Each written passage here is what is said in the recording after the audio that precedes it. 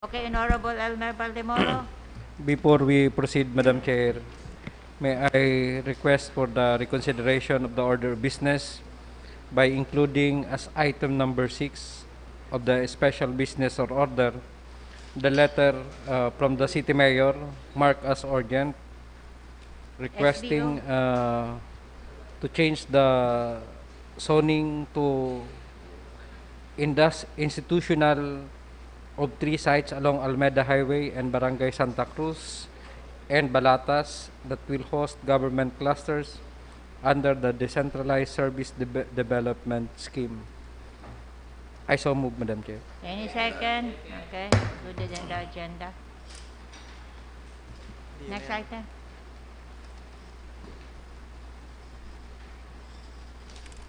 The inclusion as item number 6 of the SBO, the letter dated July 21, 2020 of the Honorable City Mayor requesting for reclassification of 2 Balatas properties from agricultural to institutional.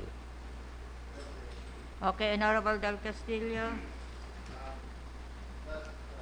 Madam Chair, we've already passed the resolution approving the request. But since there are already precedent with regard to the passage of an amendatory ordinance to include these parcels of land subject of reclassification from agricultural to other uses. So, on joint and collective motion, I move that we pass an ordinance amending Ordinance 2000 071, the Comprehensive Land Use Plan of the City of Naga, by including the land owned by the City Government of Naga located at Barangay Balatas, Barangay Concepcion Pequeña, and Barangay Santa Cruz, as contained in the request of the City Mayor. On joint and collective motion? On joint and collective motion, Madam. Joint and collective motion, approved.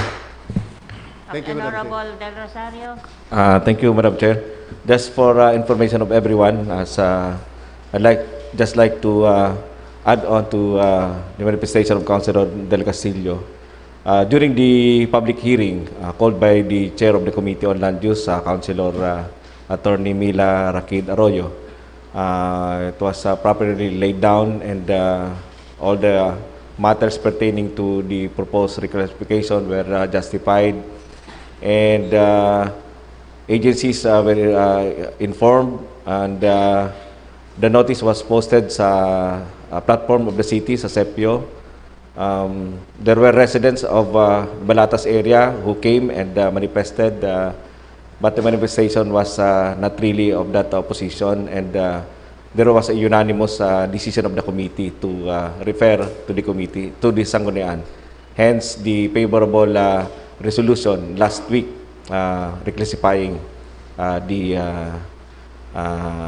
lands as stated in the public hearing notice. Thank you, Madam Chair. Thank you, Honorable Del Rosario. Next item. The report of the Committee on Persons. Honorable Del Castillo. Madam Chair, before we further proceed, can we go back to the 2 items? The request of the City Legal Officer. One is the purchase of the Gagliardi property, and the second one is the purchase of the Roll property located at Barangay San Isidro, which is part of the access road leading to the sanitary landfill. Yes. So can we go back to that items? Item Madam number Chair? 16. Item number Gagliardi property, sir. Item number 19 of the unfinished business. The request for ratification of the compromise agreement. 19. Okay, Honorable Del Castillo. Madam Chair, previously this representation requested that that matter be temporarily deferred. But during the break, I go over the document submitted, and I found out that all the documents are in order.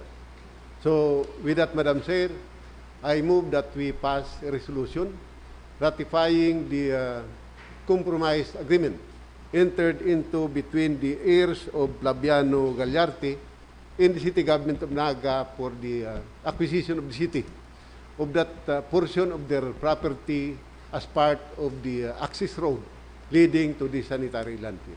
So move, Madam Chair. Any second? Okay, approve. Next item. How about itong ano?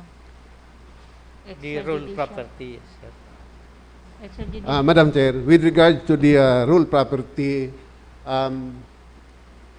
Bayani rule. I move that we defer consideration of the same.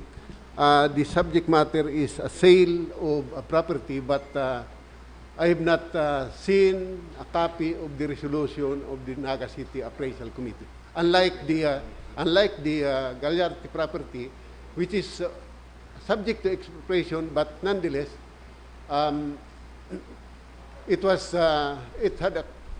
we have entered into a compromise agreement with attached resolution of the Naga City Appraisal Committee as to the value of the property. But in the case of the real property, there is none. So with that reason, Madam Chair, I move that we defer consideration of that matter. So this matter is deferred. Next item. The report of the Committee on Persons with Disability. Honorable Baldemoro, Chair of the Committee on PWD.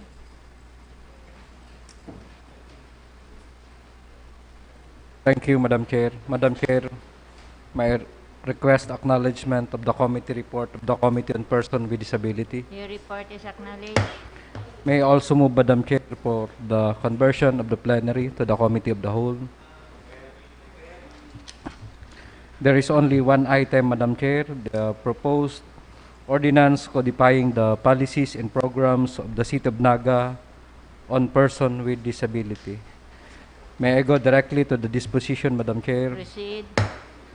The committee approved to incorporate all the suggestions and recommendation in the proposed PWD code and will elevate this matter to the Sangguniang Panglungsod for approval. I will just submit, Madam Chair, the revised copy of the proposed PWD code on the next session. I so move, Madam Chair. Second. Okay. That's end my report, Madam Chair. Thank you, Honorable Baldemoro. Next item.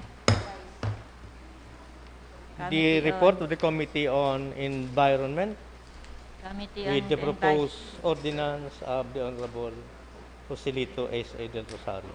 Okay. Honorable Del Castillo, Chair of the Committee on Environment.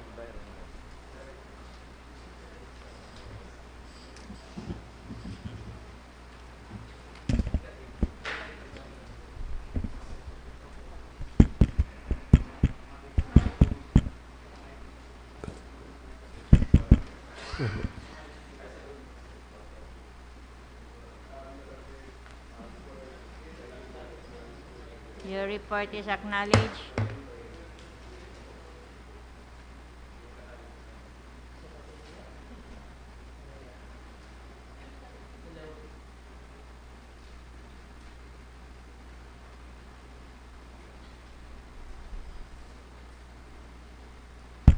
Ay, igual. Dapat pala ni-off muna. Madam Chair, this is the report of the Committee on Environment and Energy held on July 16. We have only one item taken during that committee, Madam Chair, that is the letter dated July 2, 2020 of Engineer Alexander Canning submitting comment on the proposed ordinance entitled Environmental Enforcement Ordinance of Naga City, authored by the Honorable Joselito del Rosario. May I proceed directly to the disposition, Madam You Chair? may proceed. On motion of Honorable Del Rosario, duly seconded, the committee resolved to recommend to the Sangguniang Panlungsod to pass an ordinance revising City Ordinance Number 2003-013 and 2004-046 by enhancing environmental management and care, prescribing guidelines thereof, authorizing the grant and payment of environmental enforcement incentives, appropriating fund for its implementation and other purposes. But before I further proceed, Madam Chair, during the committee hearing, we will not able to muster a quorum. Again, because the private sector representatives are not around. And I also noticed that during the committee hearing we have conducted, not only on the Environment Committee, but the Committee on Laws, Ordinances, and Reorganization, seldom that these representatives are present. That's why we were not able to muster a quorum. So before I further proceed, may I move that we convert the Sangguniang Palansod as a committee of the whole to treat on this particular matter. Okay, the Sangguniang Palansod is converted as a committee of the whole. So with that, Madam Chair, and considering that the Honorable Del Rosario has already submitted the revised proposed ordinance, I move that we give the floor to the Honorable Del Rosario for the formal motion. Honorable Del Rosario. Good morning again, Madam Chair. Thank you, Councilor Del Castillo, sir.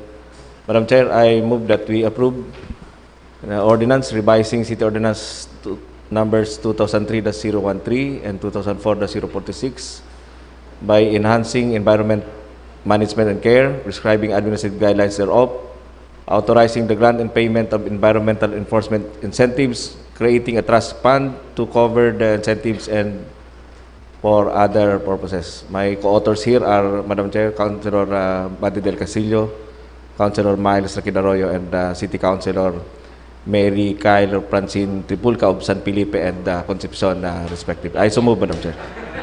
Second. Seconded. Approved. Next. That ends your report. Okay, thank you, Honorable Del Rosario. Thank you, Honorable Del Castillo. Next item, The report of the Committee on Laws, Ordinances, and Committee on Laws and Reorganization. Ordinances, Councilor Del Castillo. Del Castillo. Yes, thank you, Madam Chair.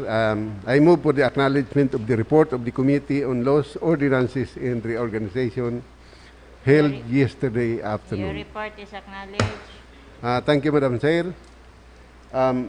Item number 1 is later dated July 13, 2020, from His Honor the City Mayor requesting for the creation of one monitoring officer and focal person in 2 positions for Teacher 1, Grade 11, in order to meet the requirement of the SID Montessori schools by the Department of Social Welfare and Development as a preschool institution. May I proceed directly to the You may disposition, Madam proceed. Chair? On motion of Honorable Del Rosario, seconded by Honorable Elmer Baldemuro, the committee resolved to recommend to the Sangguniang Palansod to pass an ordinance creating the plantilla position of 2 teachers, 2 Teacher 1, salary grade 11, and 1 Teacher 2, salary grade 12, to be assigned at the said Montessori under the City Social Welfare and Development Office. And I so move for that passage of that ordinance, Madam Chair, but in principle, but because as of now, we have not yet determined the source of fund for such creation. So, in connection with item number 1, may I move that we direct the City Budget Officer to submit to us the source of fund for this particular creation of position. So move.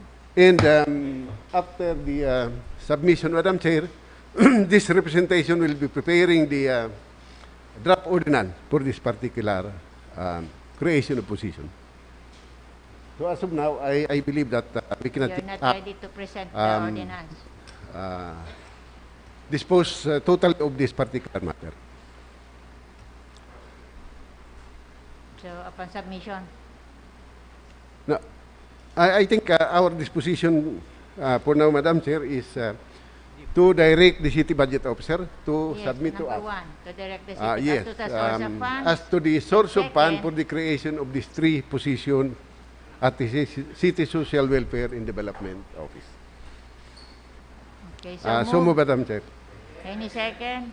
Okay, approved. Item number 2 is the proposed ordinance authored by the Honorable Jose Perez entitled Ordinance Promoting Bicycle as a Practical, Healthy and Environment-Friendly Mode of Transportation in the City of Naga and providing mechanism, incentives, and penalty for violations thereof.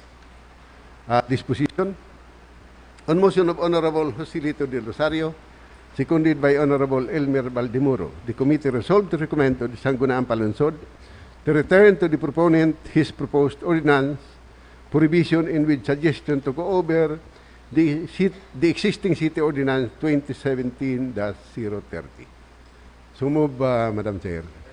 Any second? Approved. Item number 3 is letter dated June 17, 2020 from Dr. Junius Ilad, City Veterinarian, submitting comments relative to the proposed ordinance of Barangay Kararayan entitled Barangay Kararayan Pit Waste Disposal Ordinance of 2019. Disposition. On motion of Honorable Baldemoro, seconded by Honorable Del Rosario, the committee resolved to recommend to the Sangguniang Palansod to return the said ordinance to the Barangay Council of Kararayan together with a copy of the recommendation of the City Veterinarian so that the matter will be incorporated in the said revision of that ordinance. So move, Madam Chair, that we return the said ordinance to the Barangay Council of Any Kararayan. second? Okay, approved. Item number 4 is legal opinion number 20-05 of Attorney MacGyver Gerard Urbina, City Legal Officer, submitting recommendation relative to the proposed ordinance authored by Honorable Elmer Baldemoro on prohibiting the publication in use of false reports which may endanger the public during times of emergency, crisis, or disaster, or other similar situations in Naga City. Disposition. On motion duly seconded, the committee resolved to recommend to the Sangguniang Palansod to return to the proponent the copy of the proposed ordinance for further revision. So move, Madam Chair. Any second? Item number 5 is Board Resolution number 5, Series of 2020 of the Metro Naga Chamber of Commerce and Industry, requesting the City Government of Naga to amend local curfew ordinance to shorten the imposed curfew hours. There was a quite lengthy discussion on this item, Madam Chair, and the disposition of the committee is that on motion of Honorable Del Rosario, seconded by Honorable Baldemoro, the committee resolved to recommend to the Sangguniang Palansod to amend the existing curfew ordinance by shortening the imposed curfew time for adults, with emphasis, Madam Chair, for adults, from 12 midnight to 4 o'clock in the morning, subject to strict compliance of the existing laws, particularly on health protocols and social distancing. So move, Madam Chair. Any second? Comment? None? Item number 6 is later dated March 16, 2020 of Mr. Jaime Riblando, Program Director, OSCA, requesting for the passage of an ordinance for the creation of 2 plantilla positions. Administrative Aid 4, Salary Grade 4, non-eligibility requirement to be detailed assigned in OSCA. Salaries and other budgetary requirements charged to the annual budget of the said office. Disposition. On motion of Honorable Gregory Abunal, seconded by Honorable Elmer Baldemoro and Honorable Joselito del Rosario, the committee resolved to recommend to the Sangguniang Palansod request the Human Resource Management Office to submit its recommendation on the correct position title in its description to suit the need of the Senior Citizens Affairs Office.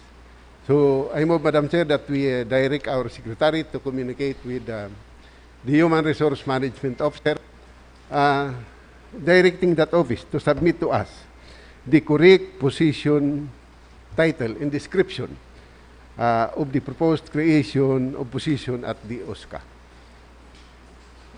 The SP Secretary is so instructed. Item number 7 is Barangay Resolution number 57-20, series of 2020 of Tinago, Naga City. Prohibiting the use of motorized vehicle and non-motorized vehicle other than for official business. Disposition on motion duly seconded, the committee resolved to recommend to the Sangguniang Palansod to just take note of the matter, considering that this is an internal issue within the barangay. So I move that we just take note of this matter, Madam Okay, Chair. noted. Item number 8 is proposed ordinance, or barangay ordinance rather, number 2 of Libuton, realigning the amount of 506,468 pesos and 97 centavos of the 20% local development fund of calendar year 2020 for Barangay Libuton to fund the development projects in view of the coronavirus disease 2019 situation. Disposition on motion of Honorable Gregorio Abunal, seconded by Honorable Elmer Baldemoro and Honorable Joselito Rosario. The committee resolved to recommend to the Sangguniang Palansod to pass a resolution approving Barangay Ordinance number 2 of Libuton, City of Naga. So move, Madam Chair. Second. And the last item, Madam Chair, is the proposed ordinance authored by the Honorable Elmer Baldemoro, entitled An Ordinance Creating Certain Plantilla Positions in the Office of the Sangguniang Palansod. Disposition on motion duly seconded. The committee resolved to recommend to the Sangguniang Palansod to request the comment of the HRMO as far as the position titles, description, and salary grade is concerned. So move, Madam Chair, we Okay. request the comment of the HRMO on this particular matter. The Secretary is so instructed to refer this to the HRMO. That ends my report, Madam Chair. Thank you very much. Thank you, Honorable Del Castillo. Next, Honorable Baldemoro. Thank you, Madam Chair. Madam Chair, may I seek reconsideration to the disposition of item number 18 of the unfinished business. We have now Attorney Mac Urbina pertaining tungkol po ito sa pagbabahaging labas sa hukuman na may bilihang ganap o lubusan. May I move, Madam Chair, to suspend the rules The rules is suspended. and request Attorney Urbina.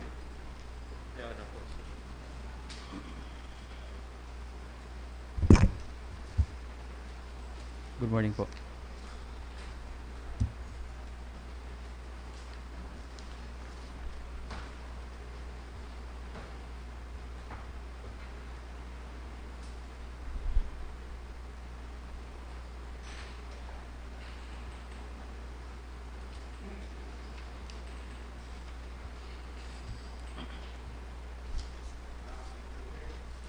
Honorable Del Castillo. Thank you, Madam Chair. A while ago, Madam Chair, this representation moved that we defer consideration of this matter because previously there is no submission yet of the resolution of the Naga City Appraisal Committee. But now there is apparently a copy of resolution number 2020-09 was already submitted to us. But before the formal motion, Madam Chair, I have just some query to be made to the City Legal Office.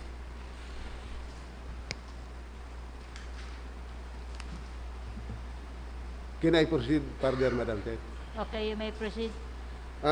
I understand, Madam Chair, that this acquisition was subject of an expropriation case filed before the court.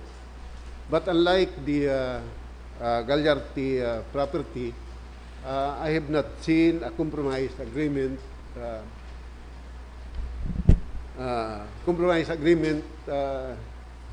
with respect to this particular property. So I just want to be enlightened whether there was really an expropriation case filed against the rules of, or none.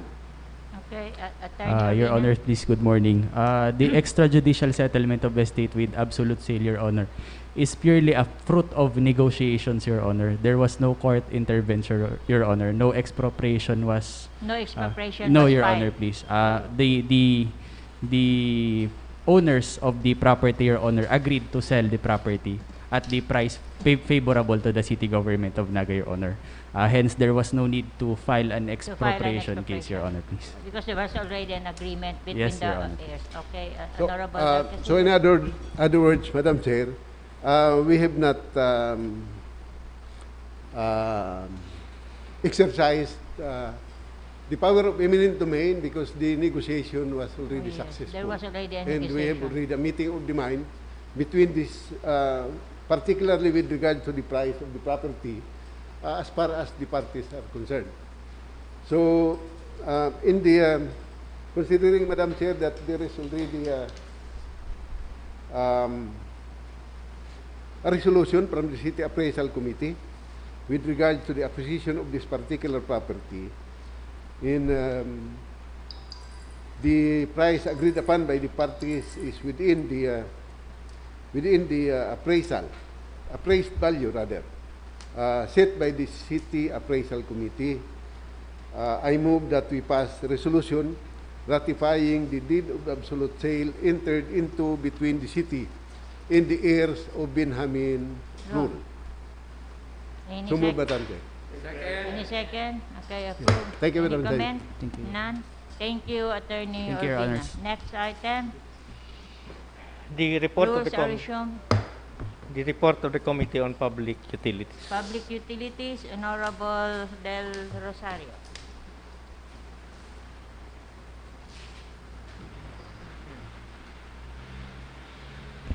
Good morning again, Madam Chair.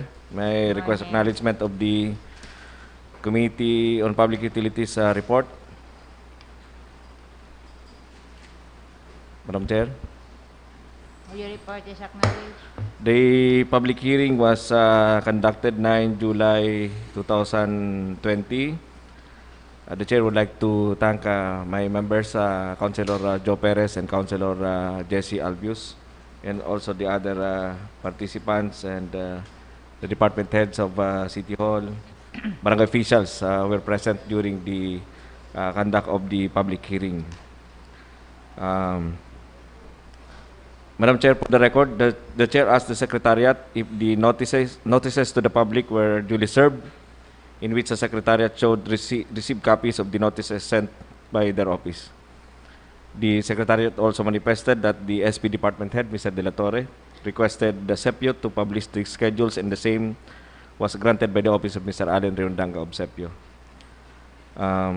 With this manifestation, Madam Chair, the Chair stated that the purpose of the public hearing is to know the social acceptability of the proposed projects in the 6 barangays of Naga City, namely for San Felipe, Balatas, Concepcion Pequeña, Carolina, San Isidro, and Pacol. This is as regards installation of cell sites by the Ms. Latel. May I go directly to the disposition, Madam Chair? Proceed. This is quite a lengthy disposition. In summary, Madam Chair, the committee noted the following salient points.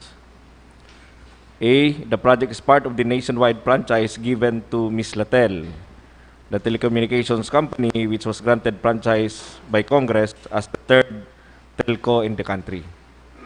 Letter B, the project is aimed at improving internet, cell phone signals, and offer lower utility costs. So this will give competition to the existing 2 telcos now.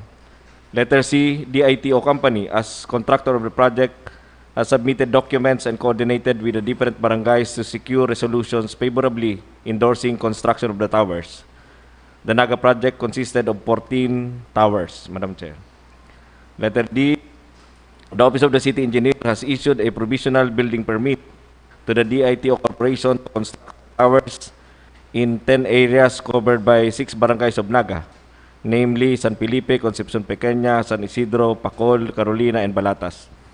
The provisional permit expires September this year. Letter E, an affidavit of undertaking for each and every project was executed by the DITO representative to abide by and comply with the requirements of existing laws and ordinances relative to said utilities.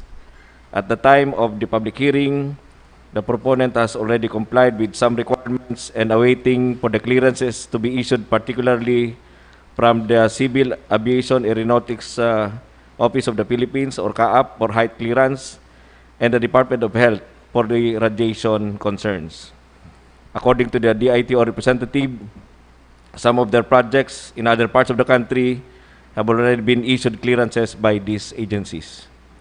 Letter F, of the 10 cell site applications, 4 sites need conversion from the Department of Agrarian Reform. Letter G, of the 10 cell site applications, 3 are being vehemently opposed by some residents. And letter H, the towers can withstand 340 kilometers per hour wind based on the manifestation of the electronics and the communication engineer present during the public hearing. Now, Madam Chair, may I go to specific recommendation of the Public Utilities Committee for Barangay San Felipe? Considering that there was no opposition from the residents and that the Barangay Council of San Felipe has already issued resolution of no objection for the construction of the towers, the body resolved to recommend to the Sangguniang Palansod passage of a resolution approving the application of the DITO company to install its tower on the lot owned by Mr.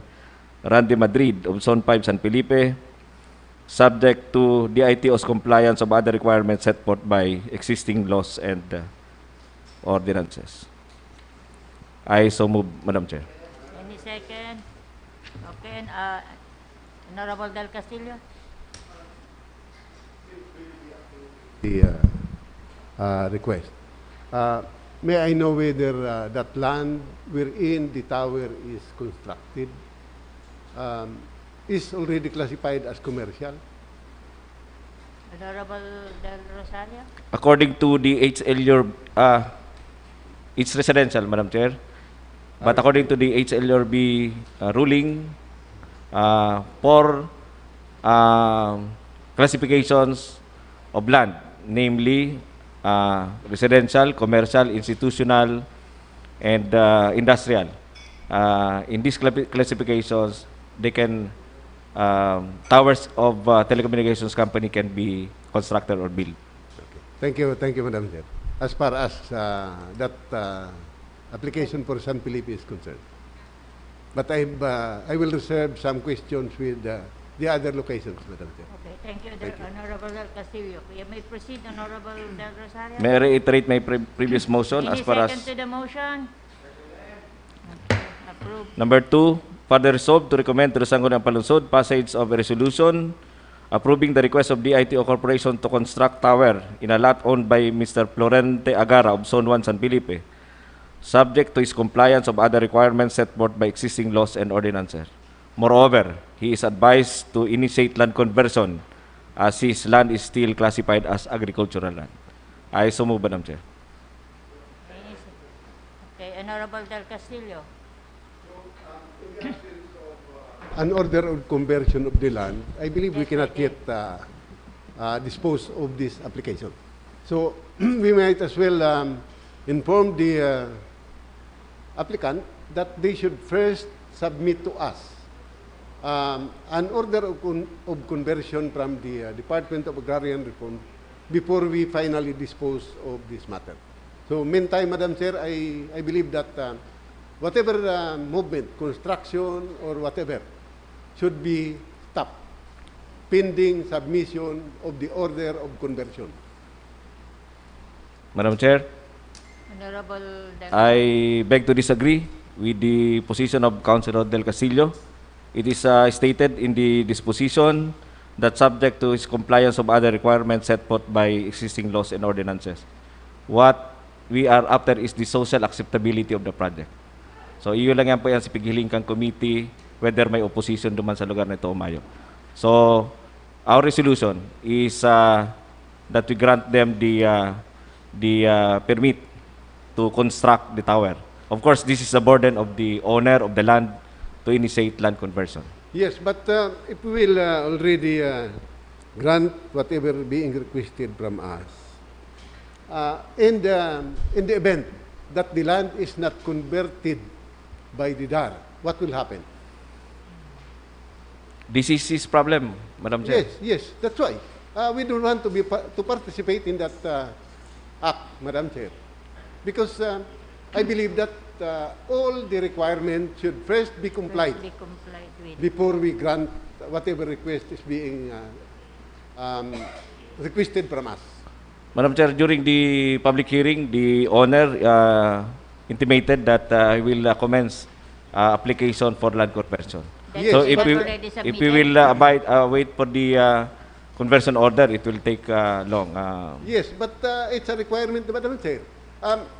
We must remember that the applicant have submitted Should persecute. an affidavit of undertaking, but they have not followed strictly that affidavit of undertaking. One example, the tower located at San Isidro, it was already finished, Madam Chair. As of this moment, it was already finished, but still being discussed in this August hall. So what will happen if we will grant that request without first complying with all the requirements? Madam Chair, that's the purpose of the praise, subject to compliance with other requirements set forth by existing laws and ordinances. Again, may I reiterate, Madam Chair, that the purpose of public hearing is to know and to get the Sentiments pulse of of the the public or the social acceptability of the project. We are not concerned of the other requirements because that's not within the province of the committee to hear. So, if that is an opposition, So Madam with Chair. that, Madam Chair, I object Okay. for the record. So may I move, Madam Chair, that we approve resolution number 2 as contained in item number 2. Any second to the motion? Second, there was an objection, so okay. As manifested by this representation, Madam Chair, I am objecting. So as there is an objection, so we should divide the House. Who is in favor of the motion of the Honorable Del Rosario of approving the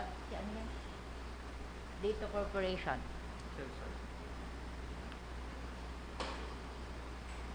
Who is in favor? Madam Kindly Chair, raise your- just an inquiry, Madam Chair. Okay, Honorable Rosario. The resolution is for the approval of which towers, which barangays? Owned by Florante Agara of Zone 1, San Felipe. Just that tower. Yeah. The other one is for Randy Madrid, which we already approved. Okay. Who is in favor of the motion of the Honorable Lito Del Rosario? Kindly raise your right hand. In favor. 1, 2, 3, 4, 5, 6. 6. Who is against the motion? 1, 2, Abstain? 3. 3. Motion is carried. 6. For Barangay Balatas, Madam Chair, considering that the land owned by Mr. Robert Oviedo is classified as housing based on the zoning ordinance of the city of Naga, and there is no opposition coming from the residents, and further with the assurance from him that he will coordinate with the applicant in constructing a drainage facility, the body resolved to recommend to the Sangguniang Panlunsod passage of resolution approving the request of DITO company to install a cell tower on the lot of Mr. Robert Oviedo at Zone 5, Balatas, Naga City, subject to compliance with other requirements set forth by law. I so move, Madam Chair. Any second? Okay. Approved.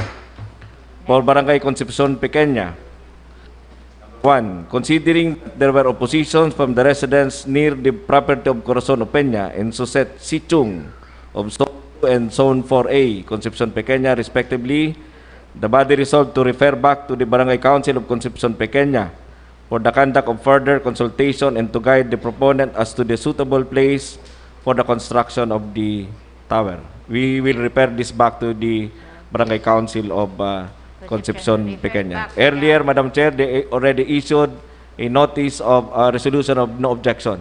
However, during the public hearing, they took back said resolution because of the opposition of the residents. So we're referring back this to the Barangay Council of Concepcion Pequeña. I so move, Madam Chair. Okay, refer back to the Barangay Council. Number 2, for Concepcion Pequeña, considering that there are no opposition from the residents and the Sangguniang Barangay of Concepcion Pequeña has already passed barangay resolution interposing no objection, the body resolved to recommend to the Sangguniang Palansod passage of resolution approving the request of the ITO company to construct its cell tower on the lot owned by Mr. Carlos C. Chung at Zone 1, Concepcion Pequeña, Naga City, subject to compliance of other requirements by law and ordinances. I so Any second? Okay, approve.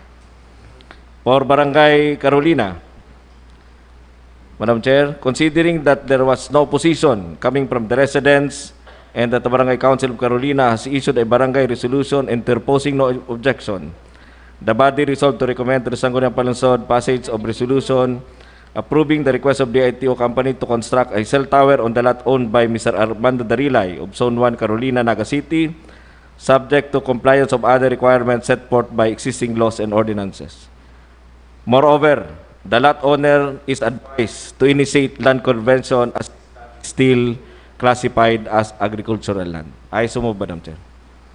Any second? Okay, objection. So, division of the House. There's okay, Honorable Del Castillo. On the non-complete submission of all the requirements, particularly the conversion order from the Department of Agrarian Reform. Thank you, Thank you, Honorable Del Castillo. So, we now go to the division of the House in favor of the motion of the Honorable. Madam Chair. Okay, Madam Chair. Honorable Del Before the votation, I already manifested that other requirements are forthcoming for the CAAP and the DOH and other requirements. So these are the requirements to be submitted by the proponent. So yan pong kainan is to be submitted. We come now to the votation, Madam Chair. Thank you for your information, but so as there is an objection, we now go to the division of the House. In favor of the motion of the Honorable Del Rosario, please raise your right hand. 1, 2, 3, 4, 5, 6. 5, 6. Those against? 1. 1, 2. Abstain? 1, 2, 3. Or 6 in favor? Approved. Thank you, Madam Chair. May I continue? Please continue. For Barangay San Isidro, considering that there was no opposition from the residents and that the Barangay Council of San Isidro has already issued a barangay resolution interposing no objection, the body resolved to recommend to the Sangguniang Palansod passage of a resolution approving the request of the DITO company to construct a cell tower on the lot owned by Mr. Nestor Bicaldo of Zone 1, San Isidro, Naga City, subject to compliance of other requirements set forth by existing laws and ordinances. Moreover, the lot owner is advised to initiate land conversion from the Department of Agrarian Reform as his lot is still classified as agricultural land. I so move, Madam Chair. Any second? Objection again? Same in manifestation. So, those who are in favor of the motion, kindly raise your right hand. 1, 2, 3, 4, 5, 6. Against? 2. Abstain? 1, 2, 3. Okay, motion is carried. Approved. Thank you, Madam Chair. For Barangay Pacol, Si Dr. number 1, considering that there was no opposition from the public as regards the application of DITO Corporation on the land owned by Mr. Ernesto Manguiat, and considering that the Barangay Council of Pacol has already issued a resolution of no objection, the body resolved to recommend to the Sangguniang Palansod passage of a resolution granting approval of the request of DITO Corporation to construct tower on land owned by Mr. Ernesto Manguiat, subject to compliance of other requirements set forth by existing laws and ordinances. I so move, Madam Chair. Any second? Number 2, considering the opposition of residents of San Ignacio Heights subdivision as contained in the resolution, the body resolved to recommend to the Sangguniang Palunsod to repair back the said application of DITO Corporation to construct tower on land owned by Gary Ragwal of Kilometer 7, Zone 3, Pacol, Naga City, to the Sangguniang Barangay of Pacol for further hearing or consultation. Moreover, if affirmed by the barangay after the necessary hearings for the purpose, the land owned by Mr. Ragwal has to be subjected to land conversion, as said land is still considered as agricultural. According to the existing regulations of LURB, only on lands classified as commercial, industrial, residential, and institutional, such towers may be constructed. Hence, land conversion is needed in case said land is still agricultural. I so move, Madam Chair. That's end the report, Madam Chair. By the way, for the record, just for the record, Okay. for the record, Madam Chair, again, I thank the committee. We started on time for Barangay San Felipe. We started on time for Barangay Balatas. We were late 3 minutes for Barangay Concepcion Pequeña because the venue was being utilized by another committee. We started on time for Barangay Carolina at 1:30. San Isidro, again on time. For Barangay Pacol, we started 10 minutes before the actual published time of 3:30.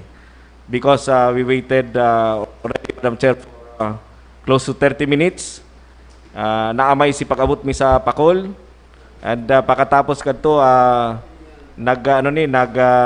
pagkatapos ming maka-adjourn, igwa pang nag-abot ng mga residents manifesting their opposition duman sa sarong loteng pigbasa ko sa bago. So again, I thank the committee for the indulgence and the participation. Okay, thank you, Madam. Honorable Del Rosario. Honorable Del Castillo. Particularly the last sentence. The committee acknowledged that based on its LURB regulations, only on lands classified as commercial, industrial, residential, and institutional, such towers may be constructed. So why we approve those applications when the land is still not converted from agricultural to other uses? There seems to be inconsistency. So I believe that those land which are not yet converted to other uses from agricultural should not be approved. That's the reason why this representation manifested his objection to Okay. those applications. Thank So, you. it was acknowledged by the committee. So why they recommend for the approval? I'm quite confused, Madam Chair. Okay, thank you, Honorable Del Thank you. Castillo. The Thank chair you, can Madam answer Chair. the- Thank you, Councilor Body. We respect your position on the matter. However, we already had our votation. Thank you, Madam Chair. Okay, Honorable Gregorio Abonal. Madam Chair, for most of the recommendations, I abstained from the Abstain. vote because I'm not comfortable with approving something by this body subject to other conditions like submission of, compliance with laws and ordinance.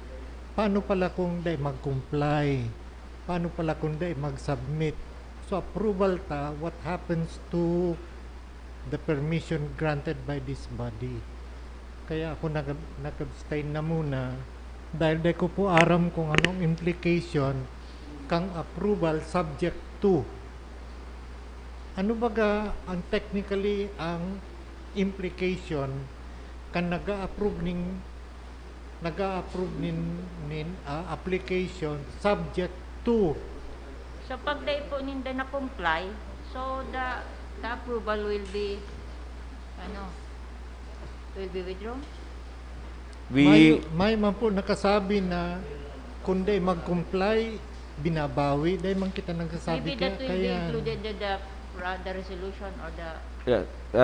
Kaya nga ni, Madam Chair, may ano kita, may tawag niya, may rider subject to Baka the compliance of sa- it's well within the power of the of any LGU for that matter, because we are empowered to by means of plenary power of the Sanggunian to decide on the matter.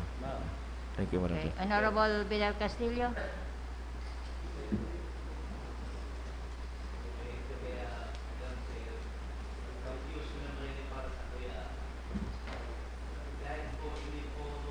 Sir, ano, sir?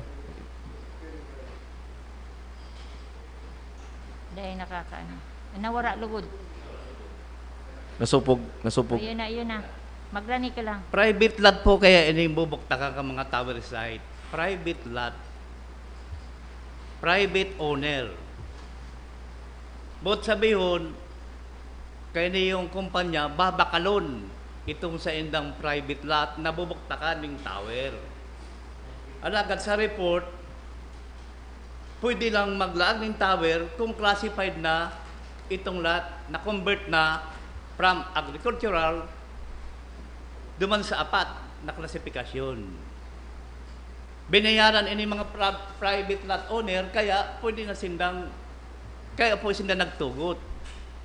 Binakal na sinda kang kumpanya. Alagat ano ta kita matugot ang sanggunian, matugot kita subject to compliance na dahil pa na classified. Tano, binakal na kita? Ang sanggunian di pwede magpabakal. Kaya dapat dahil kita aprobalan, dahil kita mag-abstain. Kaya nariribong ako po sa tindukan sanggunian ngunyan po, Madam Chair. Okay, thank you, Honorable Castillo. Honorable De Rosario, any other comments? I think the manifestation is not directed to the chair of the Committee on Public Utilities. It's for the entire Sanggunian pala, sir.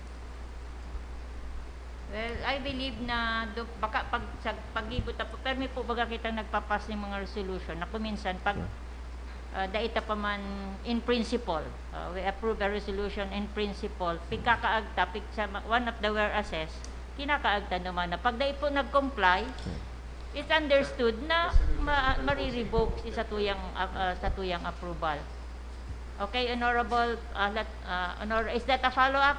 Para Honorable Madam Castillo? Chair, habutan na po kayo itong mangyayari na itong sa San Isidro na inot na nag-construct, mayo pa ng documents. Kaya subago piko-confront ni Honorable Del Castillo itong engineer na nainot na si problema. Ngunyan, problema naman ang sa tuwing pag-aprobaran. Na dapat sana, dahil muna kita kaya mag-approve kayan. Dahil pa converted. Saka sa report, pwede lang mag-construct. Kung conversion na ito, may conversion na. Ay, mayo pa. Ano ito ma-approve kita? Anong klaseng mo niyan? Naga na? Okay, Honorable Perez. I would like to make a comment on itong nabakal na because on the basis of the committee hearings that I attended, may pa man pong binabakal na daga. They were leased by private owners duman sa dito.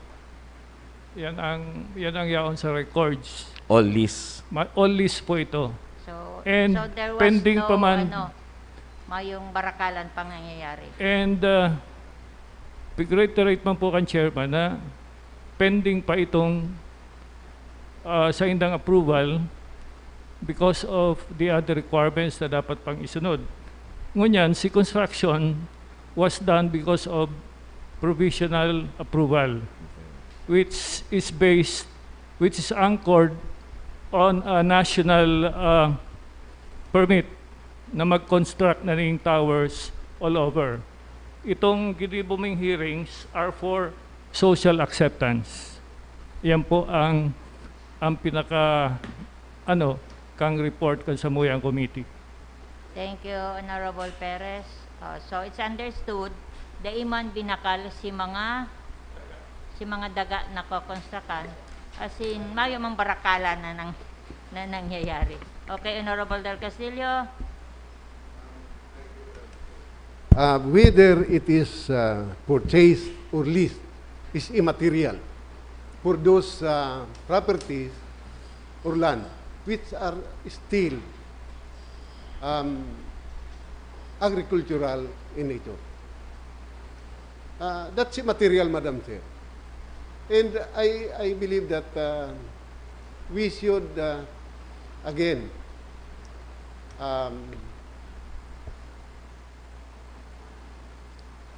think deeply on the approval, particularly on the foresight. What will happen if the land is not converted? What will happen? Kadamay kita sa problema. Anong isisimbag ta sa Tanganaga? Pig-araprobaranta na dahil pangani complied si mga requirement? I think we are still under a government of laws and not of men. So I think, Madam Chair, we should consult our conscience on this particular aspect. Thank you. Thank you, Honorable Del Madam Castillo. Chair. Madam Chair. Okay. This representation is respectful of the opinions of Councilor Salvador Del Castillo and Councilor Vidal Castillo, as they do respect us also in our position in the Sangguniang Panunsod. As stated by the committee chair, si Ginibo po ninda is to treat the matter on its social acceptability and not for any other grounds. So, Honorable Perez? Madam Chair, so far, in yung Tigo-Kalayan Tangonyan, nothing is etched in stone, kumbaga. If we can recall, igwa pong tower kayo ito ang smart sa Concepcion Pequeña. Functional na for several years. But because of the opposition of the residents thereat, tinanggal po ito. And that's probably should happen again kung ultimately nagsunod despite the partial compliance. So, mayroon man pong permanence paglinaag na yan, mas mamayor po ang kagustuhan ng tao. Because that example in Concepcion Pequeña proves it. Mas makusog po ang opposition kang residents about any construction, lalo na kung cell site. Thank you, Honorable Thank you, Perez. Councilor Jo. Siguro, pag-ibo ng ordinance, maki-state na lang tabi itong mga comments. Pwede garong anunta si mga comments na pig-raised during the deliberation of the matter. Thank you, Honorable Thank you, Madam Del Chair. Thank Rosario. Next item. New business. The letter dated July 16, 2020 from Mr. Ferdinand Sia of the Metro Naga Chamber of Commerce and Industry, submitting resolution number 2020-006 on discounts to realty taxes and extension of deadline to March 2021. Committee on Ways and Means? Committee on Ways and Means, ano? The Next. letter dated July 14 of Mr. Henry Arago, Regional Operation Manager, SM Cinema, seeking support by waiving the amusement tax for the period August to December 2020. Ways and Means? The letter dated July 24, 2020 of Mr. Raymond Colambo, requesting Committee on transfer Transport? of Trimobile franchise. The letter dated July 16 of Ms. Fecledera, relative to his Committee on Transport? Trimobile.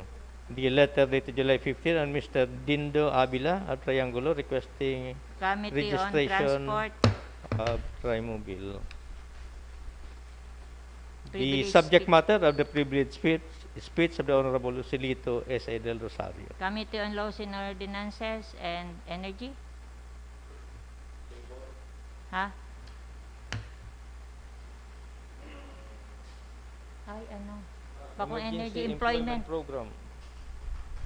LO and dahil na, Laws and Ordinances. Labor and Employment. And Labor and Employment.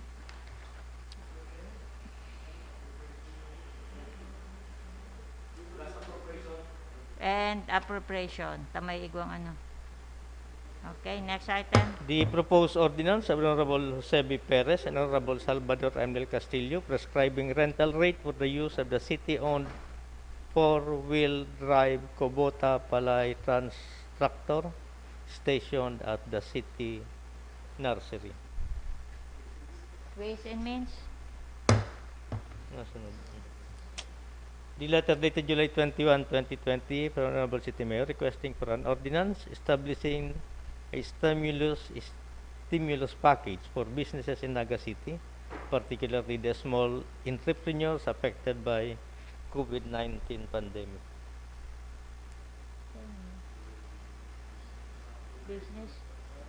Business. Trade in industry, trade in investment. Trade in investment. And APRO. And APRO. And Committee on APRO, jointly with Committee on APRO. Next item. The complaint affidavit filed by Mr. Mark Hernandez de Guzman for grave misconduct, dishonesty, and conduct unbecoming a Ribbon. public officer against Punong Barangay Panganiban. Blue Ribbon Committee. Another complaint affidavit from Again, Mr. Blue Ribbon de Guzman. Committee. Blue Ribbon. Yes. And Honorable Del Castillo. Complaint. Are the respondent elected barangay officials? Because if not, we do not have... Veronica against Veronica Panganiban, who's the barangay captain of San Isidro. Yeah, as far as Punong Barangay Panganiban, we have jurisdiction over here. But on the private respondent, we do not have, Madam Chair. The committee on... the Blue Ribbon Committee has no jurisdiction over that private person. So item only number... on with respect to elected barangay officials.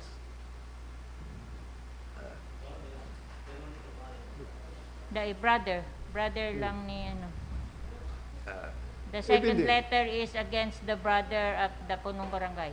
No, and may jurisdiction lang So- kita, Madam Chair, si mga elected barangay officials. So we take note, just Yes. take note of the complaint. Itong mga appointed, mayo man kitang jurisdiction over We also them. write Mr. Yeah. Mark Hernandez na Yeah. data covered ini yung sa iyang second complaint. Okay, the secretary is so instructed. Next item.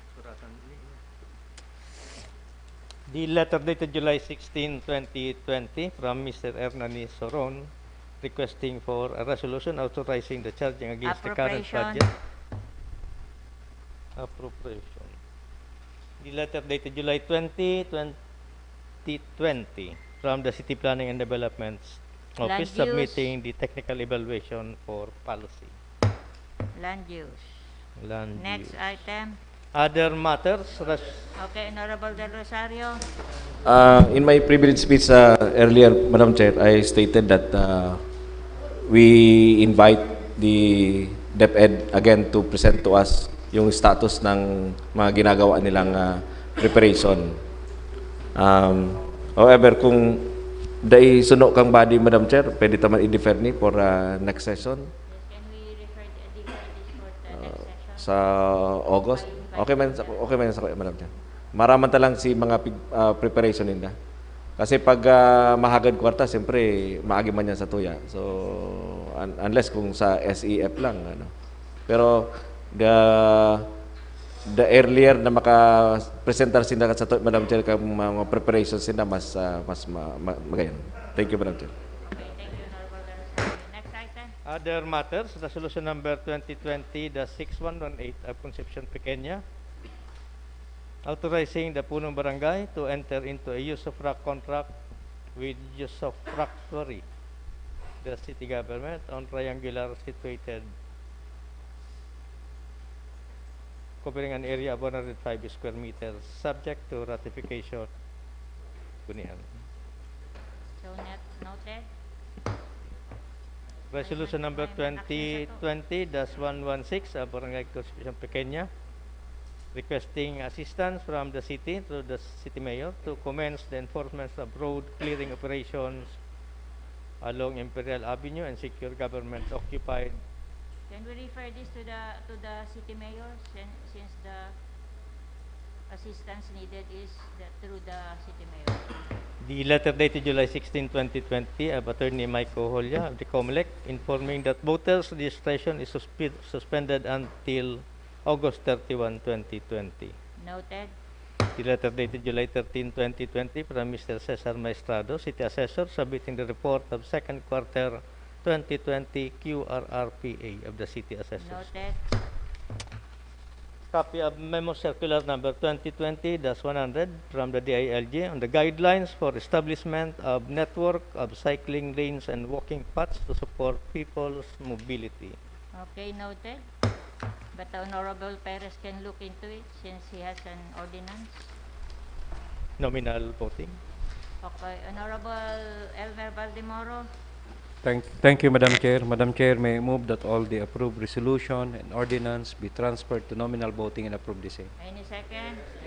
50. Motion to adjourn, Madam Chair.